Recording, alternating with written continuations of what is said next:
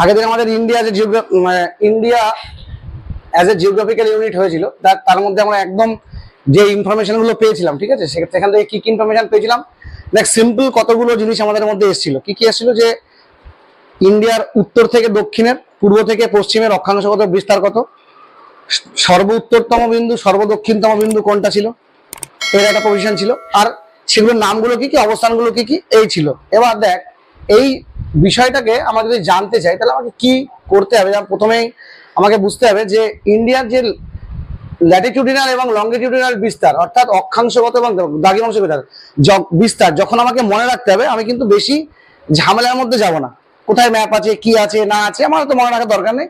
Simple আমাকে একটা জিনিস মনে রাখতে হবে, দুটো জিনিস আমাকে মাথার মধ্যে রাখতে হবে। একটা সংখ্যাটার নাম হচ্ছে 29 আর একটা সংখ্যার নাম হচ্ছে 8। ব্যাস, এই দুটো মনে রাখলে তোর টোটাল ঘটনাটা কিন্তু মিটে যাবে। কি কি মনে রাখতে হবে? একটা 8 সংখ্যাটাকে মনে রাখতে হবে, একটা 29 সংখ্যাটাকে মনে রাখতে হবে। কেন বলছি কথাটা? দেখ, প্রশ্ন দু রকমের আসবে। একটা হচ্ছে ভারতের মূল ভূখণ্ড, আর একটা হচ্ছে ভারতীয় উপদ্বীপ। এই দুটো কনসেপ্ট কিন্তু আমাদের এখানে আসবে। তা ভারতের মূল ভূখণ্ড বলতে কি?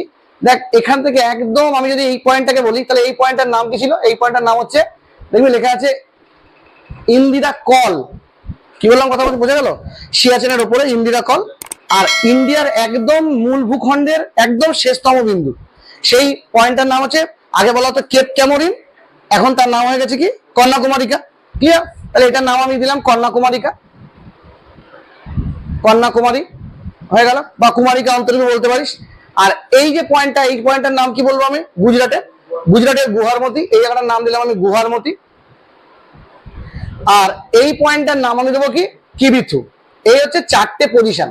এই চারটে পজিশন আমরা বুঝতে পারলাম। তাহলে এইটা গুজরাটে রয়েছে, এটা জম্মু কাশ্মীরের মাথায় রয়েছে, এটা একদম সাউথে রয়েছে, আর এটা আমাদের অরুণাচল প্রদেশের একদম শেষ সীমায় রয়েছে। এই হচ্ছে মিটে গেল। তাহলে আমাকে কি মনে রাখতে হবে? আমি বললাম সংখ্যাটা মনে রাখবো 8। তাহলে অক্ষাংশগত বিস্তার এবং দ্রাঘিমাংশগত বিস্তারে এইটা কি করে মনে রাখতে হবে? দেখ, অক্ষাংশগত বিস্তার মানে ভারতবর্ষ দক্ষিণ থেকে উত্তরে। ভারতবর্ষ কোন গোলার্ধে? ভারতবর্ষ অবশ্যই উত্তর গোলার্ধে। তাহলে উত্তর গোলার্ধে অ্যাজ ওয়েল অ্যাজ পূর্ব গোলার্ধে। পরীক্ষার সময় কিন্তু এরকম ধরনের ব্যাপার আসবে না যে ভারতবর্ষে কোথায় দেওয়াই নেই, তোর উত্তর গোলার্ধে দেওয়াই নেই কিন্তু পূর্ব গোলার্ধে দেওয়া আছে, বা উত্তর পূর্ব গোলার্ধে দেওয়া আছে, এটাও দেওয়া থাকতে পারে। তাহলে যে কোনো অপশন দেওয়া থাকুক না কেন, আমাকে এটা মাথায় মধ্যে রাখতে হবে যে আইদার উত্তর গোলার্ধে অথবা পূর্ব গোলার্ধে অথবা উত্তর পূর্ব, যে কোনো জায়গাতে তুই ক্লিক করলে পরে দেখবি উত্তরটা ওটাই আসবে। তো পরীক্ষার সময় আমাকে এটা খেয়াল রাখতে হবে, আমাকে আমি কি জানি তার থেকেও ইম্পর্টেন্ট আমাকে ওখানে অপশন কি দিয়েছে। কি বললাম কথা বলতে? যেখানে মানে আমাদের মিস হয়ে যায় সেটা হচ্ছে অপশন কি দিয়েছে, এটা আমরা খেয়াল করি না। কিন্তু আমরা ওই যে এটাই উত্তর, ওটা খোঁজার চেষ্টা করি। পরীক্ষার সময় সেটা নাও থাকতে পারে। পরীক্ষার সময় ওর মধ্যেখান থেকে একটা রাস্তা বার করে একটা কোশ্চেন করতে পারে, কিন্তু তোমাকে বুঝতে হবে কি ওই চার্টে যে আমাকে অপশন দিয়েছে, ওই চারটে অপশনের মধ্যে কোন অপশনটা এখানে 100% কারেক্ট এই প্রশ্নের জন্য। ওটা উত্তর হচ্ছে তুই বাইরে অন্য কিছু পড়েছিস, হতেই পারে, এটাতে কোনো ব্যাপার নেই, কিন্তু আমাকে পরীক্ষা হলে ওটা বুঝতে হবে। যেমন আমি প্রথমে বললাম ভারতের মূল ভূখণ্ড দিয়েছে নাকি ভারতীয় উপদ্বীপ দিয়েছে। এবার তুই পড়ে গেছিস যে ভারতের মূল ভূখণ্ডের দক্ষিণতম বিন্দুর নাম হচ্ছে কন্যাকুমারিকা, পড়ে গেছিস পরীক্ষার সময়। তুই গিয়ে দেখলি যে কন্যাকুমারিকার নামই দেয়নি, তুই তখন চলে কি বাবা, তাহলে আমার প্রশ্ন ভুল দিয়েছে। প্রশ্ন কিন্তু ভুল দেয়নি, প্রশ্নটা পড়তে ভুল হচ্ছে। প্রশ্নটা আমাকে পড়তে ভুল হচ্ছে যে আমার প্রশ্নটা কি অ্যাকচুয়ালি দিয়েছে আমাকে বুঝতে। তখন দেখবি সেখানে যদি আমাদের ওটা না লেখা থাকে তাহলে অবশ্যই উপদ্বীপ কথাটা কিন্তু ক্লিয়ারলি লেখা থাকবে, অর্থাৎ সেই অনুযায়ী আমাদের উত্তরটা কিন্তু আলাদা আসবে। তাহলে আমাকে কি মনে বললাম, আমি আমার একদম কন্যাকুমারিকা শুধুমাত্র এই পয়েন্টটার অক্ষাংশটা আমাকে মনে রাখতে হবে একটা। আমি অক্ষাংশ দিয়ে দ্রাঘিমাংশকে মনে রাখতে পারবো, কোনো অসুবিধা নেই। দেখ ভালো করে খেয়াল করে দেখ, এই পয়েন্টটার নাম মান হচ্ছে 8 ডিগ্রি 4 মিনিট। ক্লিয়ার? এই 8 ডিগ্রি 4 মিনিটটা মনে রাখার সঙ্গে সঙ্গে আমাকে কি করতে হবে? 8 ডিগ্রি 4 মিনিটের সাথে 29 যোগ করে দেবো। তাহলে কত হলো? 37 হলো। 29 যোগ 8 37, একদম সিম্পল একটা মান। 29 যোগ 8 ইকুয়াল টু 37, 37 চলে আসলো। তাহলে এই 37 এখানে লিখে দেবো 37, আর এই 4 যেটা আছে এটাকে 4 না করে এটাকে 6 করে দেবো। তাহলে 37 ডিগ্রি 6 মিনিট। তাহলে 8 ডিগ্রি 4 মিনিট নর্থ থেকে 37 ডিগ্রি 6 মিনিট নর্থ মিটে গেল। ক্লিয়ার? এবার দেখ ভালো করে খেয়াল করে দেখ, আমার এইখানের পয়েন্টটা দেখ, এইখান থেকে এখানেও ঠিক মধ্যখানের গ্যাপ, সেই আবার 29, সেই 29 গ্যাপ কিরকম দেখ, 68 7 68 ডিগ্রি 7 মিনিট। দেখ ভালো করে খেয়াল করে দেখ, 6 7 8 তোকে মনে রাখতে হবে না, কিন্তু আমি কি বলেছিলাম শুধু একটা মনে রাখ। দেখ এখানে দেখ পুরো হিসেব করা, দেখ মানে মনে হচ্ছে যে এগুলো সাজানোই ছিল আমাদের জন্য পড়ার। হিসাব করে দেখ 6, 7, 8, এখানে দেখ শুধু 8, মানে আগে তুই এটাকে মনে রাখতে পারিস না পারিস 4 দুগুণী 8, এটা মনে রাখা যেতে পারে। তুই যে কোনো উপায় মনে রাখতে পারিস, তোকে মনে রাখতে হবে যে পরীক্ষার সময় কিন্তু এই ল্যাটিটিউডিনাল এক্সটেনশন লংগিটিউডিনাল এক্সটেনশন ধরে কোশ্চেন করতে পারে। আর আমাদের কি করে, আমরা কি বলতে মনে রাখতে পারি না, খুব স্বাভাবিক, মনে রাখতে পারা যাবেও না, এত অক্ষাংশ দ্রাঘিমাংশের মধ্যে ধীরে হারিয়ে যাবে। তাহলে আমাকে মনে রাখার ফর্মুলা কি, দেখ এই পাশে দেখ 6, 7, 8 পরপর দেওয়া আছে, তাহলে 3টে সংখ্যা মনে রাখলে মিটে গেল। তাহলে 68, 7 দেওয়া রয়েছে, কিচ্ছু নাই, 68 সাথে একটা 29 আমি অ্যাড করে দেবো, হয়ে গেল। তাহলে 8 9 17, তাহলে 97 হবে।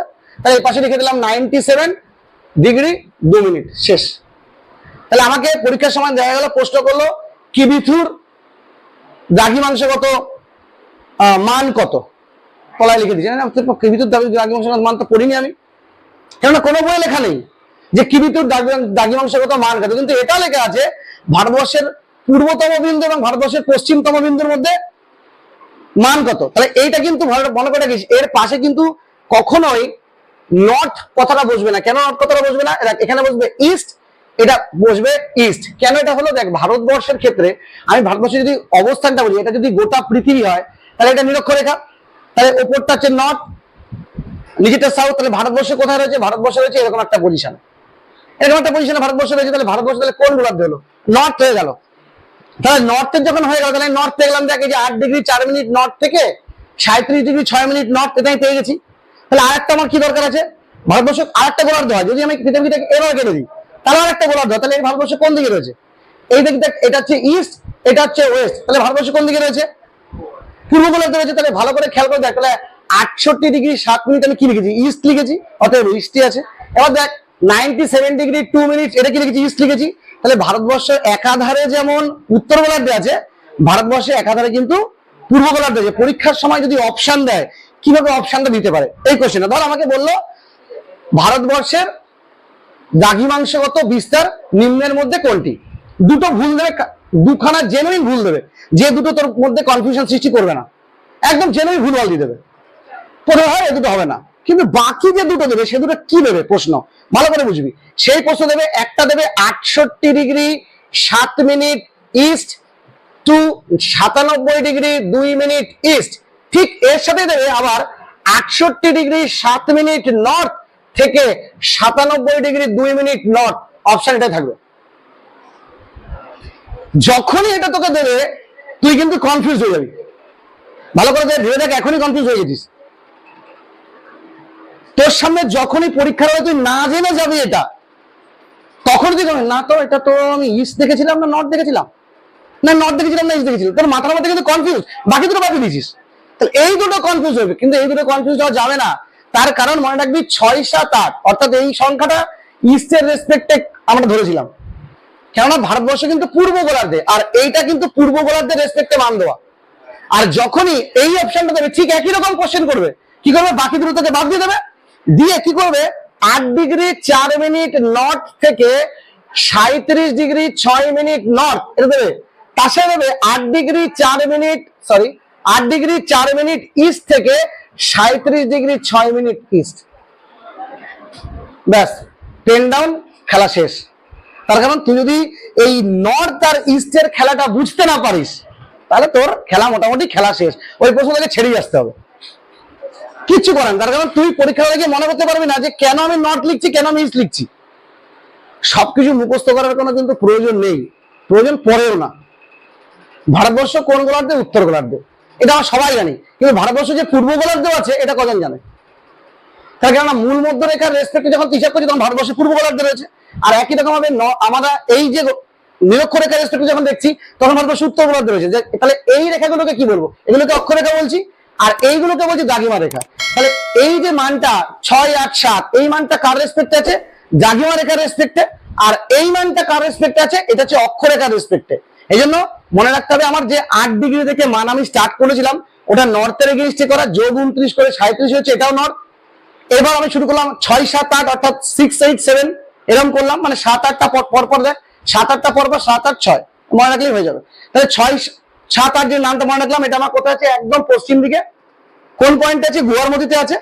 আর একদম পূর্ব প্রান্তে কোন জায়গাটা আছে, অরুণাচল প্রদেশের এখানে কোথায় আছে, জায়গাটার নাম হচ্ছে কিবিথু। পয়েন্টটা কত, যোগ 29, যে মানটা থাকবে 68 যোগ 29 করে যা উত্তর হবে বসিয়ে দিবি, 97 2 হবে 97 বসিয়ে দিবি। তখন তুই কিন্তু আরামসে জেনে গেলি এই গানটা। কিন্তু পরীক্ষার সময় অনেক সময় দেখা যেতে পারে এই গুহারমতি নামটা দিল না, বা কিবিথু নামটা দিল না, এর জায়গায় অন্য দুটো নামও কিন্তু দিতে পারে। তাহলে সেই নাম দুটো কি হতে পারে? এখনকার যদি সিলেবাস দেখিস, ন্যাশনাল এডুকেশন পলিসি হিসেবে দেখিস, তখন কিন্তু নামটা পাল্টে গেছে। এটা কিন্তু 2 নেই, এটা মোটামুটি 3 3.5 জায়গায় পৌঁছে গেছে। এটাও কিন্তু 68 7 নেই, এটা একটু এগিয়ে গেছে, ওদিকে এগিয়ে গেছে। এই জায়গাটার নাম পরীক্ষার সময় যদি গুয়ারমতির জায়গায় লেখা থাকে সার ক্রিক, তাহলে কিন্তু এটাও রাইট। এটা কিন্তু পাকিস্তানের প্রায় কাছাকাছি। মানে মানে ক্রিক মানে কি বলতে, একটা জলাশয় মতো। জলাশয় বলতে কি, মানে নদী শুকিয়ে গেছে এরকম টাইপের জায়গা। মানে ওই দেখবি হাঙর গুলো থাকে না, যেখানে মাছ ফাছ ধরে, দেখবি বড় লম্বা খাল মতো, হ্যাঁ, ওই জায়গাটাতে নদীর মতো জায়গাটা কিন্তু জলাভূমি মতো, সেটাকে ক্রিক বলে। ওয়ার্ডটা ক্রিকটা এভাবে বলে। এই ক্রিকের মধ্যে কি হয়, ওই ক্রিকের মধ্যে ইন্ডিয়ান গভর্নমেন্ট কিন্তু এখন তেল পেয়েছে ওই জায়গাটাতে, ঠিক মানে ডট পয়েন্টে। পাকিস্তান ক্লেম করেছিল যে এই জায়গাটা আমার, এটা নিয়ে ইন্টারন্যাশনাল কোর্টে অনেক মামলা টামলা হয়েছে। লাস্টে ক্রিকের সঠিক ডেফিনেশন দিতে পারেনি পাকিস্তানের, এবং তার কাছে সম্পর্কে দলিলও নেই। ইন্ডিয়ান গভর্নমেন্ট দিয়েছে, ইন্ডিয়ান গভর্নমেন্টের একটা স্বীকৃতি পেয়ে গেছে। অতএব সার ক্রিকটা ইন্ডিয়ান গভর্নমেন্টের আন্ডারে চলেছে, গুজরাট থেকে একটু পার করে। একই রকম ভাবে এই কিবিথুর জায়গাটাতে নাম কিবিথু না দিয়ে এই জায়গাটার নাম দিতে পারে বালাঙ্গু, এই ওয়ার্ডটাও দিতে পারে পরীক্ষার সময়। যদি কোশ্চেনটা সেই লেভেলের করে তাহলেই দেবে, আর যদি না করে এটা কখন কাজে লাগবে, যখন চাকরি বাকরির পরীক্ষা দিবি তখন এটা কাজে লেগে যাবে। পরীক্ষার সময় এইগুলোই দেবে, ওই গুয়ারমতি আর কিবিথু দেবে না, মানে ভাবলেও হবে না যে দেবে কোনোদিন। এবার দেখ, তাহলে আমরা মোটামুটি ভারতবর্ষের এক্সটেনশনটা বুঝে গেলাম। এক্সটেনশন মানে নর্থ এবং ল্যাটিটিউডাল এক্সটেনশন এবং লংজিটিউডাল এক্সটেনশন, অর্থাৎ অক্ষাংশগত বিস্তার এবং দ্রাঘিমাংশগত বিস্তার কিন্তু আমরা পেয়ে গেলাম। এবার দেখ আর একটা জিনিস আমাকে কি করতে হবে, দেখ আমাদের উত্তর থেকে দক্ষিণে বিস্তার এবং পূর্ব থেকে পশ্চিমে বিস্তার, এই দুটো বুঝতে হবে। পূর্ব থেকে পশ্চিমে বিস্তার এবং উত্তর থেকে দক্ষিণে বিস্তারের মধ্যে পার্থক্য যদি হিসাব করিস কিচ্ছু মনে রাখতে পারে। দেখ এখানে মনে রাখতে হবে, দেখ সেই 29 33 29 33, দেখ এইটা মনে রাখতে গেলে 2 3 9, 3 3 9। অতএব তোকে মনে রাখার জন্য আলাদা করে কোনো প্যাচ লাগাতে হবে না, যেটা আমার মাথার মধ্যে রাখতে হবে। 2 লাগালাম, 3 3 9 বসালাম, আমার বেরিয়ে গেল। তাহলে 29 33 কিলোমিটার হয়ে গেল, ঝামেলা শেষ। তাহলে এইটা কত, একটু বেশি, একটু বেশি। তাহলে কি লিখবো, দেখ অঙ্কটা দেখ, 3 2 1 4, 3 2 1 4। অর্থাৎ আমাকে মনে রাখার জন্য আলাদা করে কোনো ঝামেলা করার দরকার নেই। কত আছে, 32 14 মনে রাখতে হবে, 3 2 1 4। তাহলে শ্রীনগর থেকে, যেটা আমরা বলি, যদি একদম আমার সিয়াচেনের মাথা থেকে শুরু করে একদম কন্যাকুমারিকার ডিস্টেন্স থেকে বলা হয়, কিন্তু শ্রীনগর থেকে কন্যাকুমারিকা পর্যন্ত বলা হয় না। ওটা ডিস্টেন্স আছে NH 44 এর যে ডিস্টেন্সটা আছে, ন্যাশনাল মানে হাইওয়ে 44, ওই ডিস্টেন্স থেকে ধরা হয়। কিন্তু মুশকিল হচ্ছে ওই ডিস্টেন্স থেকে ধরলে রাস্তার হিসাব হয়, আর এই যে ডিস্টেন্স থেকে ধরছি এটা হচ্ছে ওই ইন্দিরা পয়েন্ট থেকে হিসাব করে একদম কন্যাকুমারিকা পর্যন্ত পয়েন্টটা মনে রাখতে হবে। 3 2 1 4, দেখে 1 2 3 4ই আছে, একটু গুছিয়ে লিখতে হবে। এবার দেখ, এবার যদি কেউ মনে রাখতে চায় না, যে আমি না এবার মনে রাখবো না, তাহলে তুই এটা থেকে এটাকে বিয়োগ করবি, দেখবি একটা নির্দিষ্ট 100 কত কিলোমিটার বেরোবে। ওরা মনে রাখলো, কেউ মনে রাখে না, আমি তো মনে রাখি না, ওটা দরকার নেই আমার, এইভাবে বেশি সুবিধা হয়। 29, আমি যেখানে 29 করেছিলাম সেই 29টা বসিয়ে দিলে আমার 3 3 9, তার মানে হিসাব মিটে গেল। তাহলে 29 33 হয়ে গেল, 3 2 1 4 বসিয়ে দেবো, আমার এখানকার ডিস্টেন্সটা মিটে গেল, হয়ে গেল। তাহলে আর একটা প্রশ্ন হচ্ছে কি, তাহলে এইখান থেকে এই পর্যন্ত এই যে দাগটা আমি টানলাম, এই রেখাটাকে কি বলবো? কোন কোন প্রশ্নগুলো পরীক্ষায় খুব সিম্পল প্রশ্ন, কিন্তু তুই মনে রাখতে পারবি না বলে মিস হবে। তাহলে সেই প্রশ্নগুলো কি, দেখ এই যে রেখাটা গেছে, এই রেখাটাকে কি বলা হচ্ছে? কর্কটক্রান্তি রেখা, 23.5 ডিগ্রি, ঠিক তো? 23.5 ডিগ্রি রেখা। এইখানে 23.5 ডিগ্রি রেখাতে এখান থেকে একটা নদী গেছে, যেই নদীটা কর্কটক্রান্তি রেখাকে দুবার ক্রস করেছে। মানে একবার ঢুকতে রাজস্থানে, একবার রাজস্থান থেকে বেরোতে। প্রথমে রাজস্থানে ঢুকেছে নদীটা, আবার রাজস্থান থেকে বেরিয়েছে। সারা পৃথিবীতে শুধু কর্কটক্রান্তি রেখা না, সারা পৃথিবীতে কর্কটক্রান্তি রেখাতে একটা নদী আছে যেটা দুটো নদীকে ক্রস করেছে। আফ্রিকাতে গিয়ে মকরক্রান্তি রেখাতে একটা নদী আছে, সেই নদীটাও ক্রস করেছে, ঠিক আছে? এরকম প্রত্যেকটা জায়গায় আর নিরক্ষর রেখাকে ক্রস করেছে। এমন একটা মহাদেশ আছে যেমন আফ্রিকা, আফ্রিকাতে মহাদেশে কিন্তু মনে রাখবি কর্কটক্রান্তি, মকরক্রান্তি, 3টে রেখাই তুই পাবি, নিরক্ষর রেখা 3টেই পেয়ে যাবি। আমাদের ভারতবর্ষের ক্ষেত্রে একটা, আমাদের কোথায় আছে 23.5 ডিগ্রিটা, কৃষ্ণনগরের উপর দিয়ে গেছে, বরং আমাদের হচ্ছে বাহাদুরপুরের উপর দিয়ে চলে গেছে, এই রেখাটায় টানা হয়েছে। ওখানে গেলে লেখা আছে, you are crossing topic of cancer, তাহলে টপিক অফ ক্যান্সারটা দিয়ে এই যে নদীটা গেছে, এই নদীটার নাম হচ্ছে মাহি নদী। মাহি, মহেন্দ্র সিং ধোনি। ঝামেলা মিটে গেল। মানে প্রতিটা অপশন তোকে মনে রাখার জন্য আলাদা করে পড়ার কোনো প্রয়োজন নেই, তুই শুধুমাত্র একটুখানি ট্রিকটা খেয়াল রাখ যে এই ট্রিকের উপরে আমার কাজটা চলছে, তাহলে আমার ঝামেলা মিটে গেল। শুধু ট্রিকের উপর খেলা চলবে। এবার দেখ, তাহলে চলে গেল মাহি নদী। মাহি নদী হচ্ছে কর্কটক্রান্তি রেখাকে দুবার ক্রস করে। তাহলে আরেকটা প্রশ্ন তাহলে কি থাকে কি, তাহলে ভারতবর্ষের মধ্যে দিয়ে কর্কটক্রান্তি রেখা গেছে, তাহলে 23.5 নর্থ, ঠিক তো? 23.5 যদি নর্থ এটা হয়ে থাকে, ভালো করে বুঝবি, তাহলে 23.5 নর্থটা কোন কোন স্টেটের উপর দিয়ে গেছে, এই প্রশ্নগুলো থাকে। খুব সিম্পল জিনিস। কি করবে দেখ, আমি যে কোনো একদিক থেকে হেফাজত মনে করবো না। এই প্রশ্নটাকে মনে করতে গেলে আমি কিন্তু হেফাজত মনে করবো না যে আমি তোর হচ্ছে প্রথমে এটা মনে করলাম তারপর একটা মনে করলাম, ওইভাবে করবো না। আমি হেঁটে যাবো একভাবে দিয়ে। আমি কর্কটক্রান্তি রেখা থেকে এখান থেকে হাঁটা শুরু করব, আমি হাঁটাটা শেষ করবো এই রেখানে গিয়ে।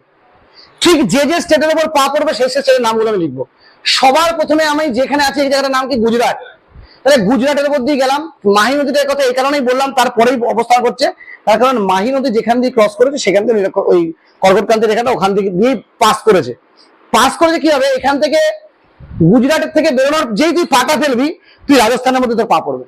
সামান্য একটু অল্প একটু জায়গা পা পড়েছে, একটা একদম মানে ভি আকৃতির একটা জায়গা মতো আছে, ওখানে ক্রস করেছে।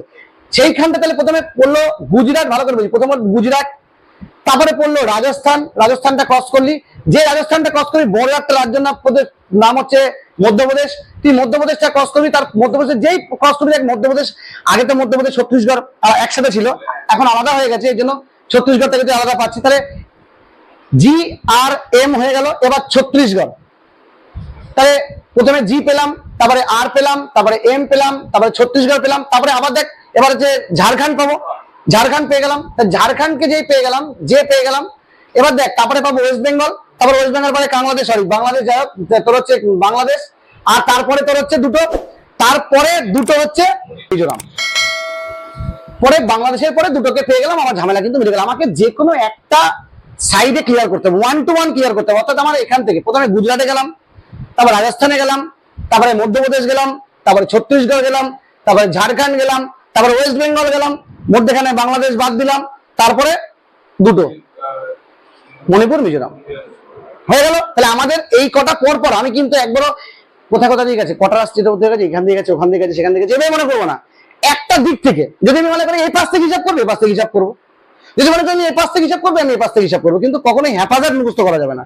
এই হেফাজত মুখস্থ করতে গেলে কি হয়, হেফাজত মুখস্থ করতে গেলে কিন্তু এরকম মানে কোনোটা মনে পড়বে, কোনোটা মনে পড়বে না, ঠিক আছে? কোনোটা মনে পড়বে, কোনোটা মনে পড়বে না। এবার দেখ এই রেখাটার নাম কি, আর একটা রেখা টানছি, এটা যেহেতু এই রেখাটা ঠিক এই পাশ দিয়ে আর একটা রেখা টানা হয়েছে, এটাকে 82.5 ইস্ট, 82.5 ইস্ট, এটাকে বলা হচ্ছে IST বা ইন্ডিয়ান স্ট্যান্ডার্ড টাইম। এই জায়গাটাকে IST বা ইন্ডিয়ান স্ট্যান্ডার্ড টাইম 82.5। এটা কি 82.5 কি হবে, এটা হবে ইস্ট, মনে রাখতে হবে। 82°30' ইস্ট, এই জায়গাটাকে আমরা করতে হবে 82°30' ইস্ট। তাহলে 82°30' ইস্টটা কেন টানা হচ্ছে, এটা আমাদের টানা হয়েছে আমাদের প্রমাণ সময়, আমাদের যে টাইম ফ্রেমটা হিসাব করি না আমরা। যেমন দেখ, যদি আমরা হিসাব করি যে গুজরাটে যে লোকটা সকাল 10টার সময় অফিস যাচ্ছে, অরুণাচল প্রদেশে সে লোকটা কখন অফিস যাবে, অসুবিধা পড়ে যাবে বিরাট। কেন, অরুণাচল প্রদেশ কিন্তু সূর্য অনেক আগে ওঠে, গুজরাটে কিন্তু সূর্য অনেকটা পরে ওঠে, তার কারণ সূর্য পূর্ব দিক থেকে ওঠে, আমরা সবাই জানি তো। তাহলে পূর্ব দিক থেকে উঠলে সূর্যোদয় অরুণাচল, অরুণাচল, অরুণের আচল নামটা পিছিয়ে মানে কি, একদম সূর্য প্রথম ওখানে উঠবে, তুই ওখানে আগে পাবি, এটাই তো সিস্টেম। এবার তাহলে দেখ, তাহলে গুজরাটে সরি তোর হচ্ছে অরুণাচলে ভোর হচ্ছে আগে, সকাল 10টার হিসেব অনেক আগে হয়ে যাচ্ছে। তাহলে সেই 10টায় 2 ঘন্টা, মানে আমাদের এই পাশ থেকে এই পাশে যদি হিসাব করিস কত ডিগ্রি গ্যাপ হচ্ছে, 29 ডিগ্রি গ্যাপ হচ্ছে। তো এবার তুমি 1 ডিগ্রি মানে 4 মিনিট, 1 ডিগ্রি মানে 4 মিনিট যদি হয়ে থাকে, তাহলে 29 ডিগ্রি মানে তো 30 ডিগ্রি, 30 ডিগ্রি মানে 120 মিনিট, 120 মিনিট মানে প্রায় 2 ঘন্টা। তাহলে আমার 2 ঘন্টার এদিক ওদিক হয়ে যাচ্ছে। অর্থাৎ ভালো করে ভেবে দেখবি, ওদের ওখানে 9টার সময় যে কন্ডিশনটা থাকবে, আমাদের এখানে সেই কন্ডিশনটা হবে 11টার সময়। টাইম ফ্রেমে দুদিন একই চলবো, কিন্তু যেহেতু আমরা ভারতীয় ISTর আন্ডারে রয়েছি, আমরা দুজন কিন্তু একই সময় চলবো। কিন্তু আমি এটা ভাবতে পারবো না যে আমার এখানে যখন 9টা বাজে, ওখানে কিন্তু তোর 7টার টাইম হিসেবে চলছে। তাহলে আমরা কিন্তু 2 ঘন্টার হেরে ফেরে চলছি। মানে এখান থেকে যদি তুই ভালো করে খেয়াল করে দেখি, যদি শিয়ালদা প্ল্যাটফর্মে কখনো যাস, আর গাংনাপুরের সাথে টাইম ফিট করে নিয়ে যাস, তুই ভালো করে খেয়াল করে দেখবি ঘড়ির কাঁটাতে 1.5 থেকে 2 মিনিট টাইম এদিক ওদিক থাকে, তুই দেখবি এটা থাকে। ডিজিটাল ঘড়িতে বেশি ভালো হয়, নর্মাল ঘড়িতে বোঝা যায় না, কিন্তু 1.5-2 মিনিটের তো আর ওটা হয় না, কোনো আমাদের হিসাবও করি না, আমাদের 1.5-2 মিনিট। বাঙালির আবার টাইম, বাঙালির আবার টাইম আছে নাকি কোনো, যখন বলবে সেটাই টাইম। এবার তাহলে এটা মনে রাখতে হবে। এইখানটাতে একটা মজার বিষয় হচ্ছে, এই দেখ এই কর্কট ক্রান্তি রেখাটা আর এই যে জায়গাটা, এইটা কিন্তু একটা জায়গায় কাট করেছে, মানে অর্থাৎ ইন্ডিয়ান স্ট্যান্ডার্ড টাইম আর আমাদের হচ্ছে কর্কট ক্রান্তি রেখা একটা জায়গায় কাট করেছে। এই জায়গাটার নাম হচ্ছে রাঁচি, এই জায়গাটার নাম হচ্ছে রাঁচি, এই জায়গাটা রাঁচি। রাঁচিতে দুজনকে পরস্পরকে কাট করেছে। এগুলো হচ্ছে বেসিক ইনফরমেশন, যে ইনফরমেশন গুলো থেকে প্রশ্ন আসলে শুধু ডেটা মুখস্থ না রাখার কারণে ছেলেপেলে পারে না। আর ডেটা ভাববা, এবার ভাবে এখানে প্রচুর ডেটা আছে, বা তুই যদি মনে করিস মুখস্থ করবি, তাহলে ভাই সমবেদনা থাকলেও মুখস্থ করে নিস, কেন মুখস্থ হবে না, এটা মুখস্থ হয় না। আজকে মুখস্থ করবি, কালকে আবার ভুলে যাবি, আবার কালকে মুখস্থ করবি, আবার পরশুদিন আবার ভুলে যাবি। তার থেকে মুখস্থ করাই ছেড়ে দে, মুখস্থ করার কোনো দরকারই নেই, ফর্মুলা লাগাও, পড়ে নাও।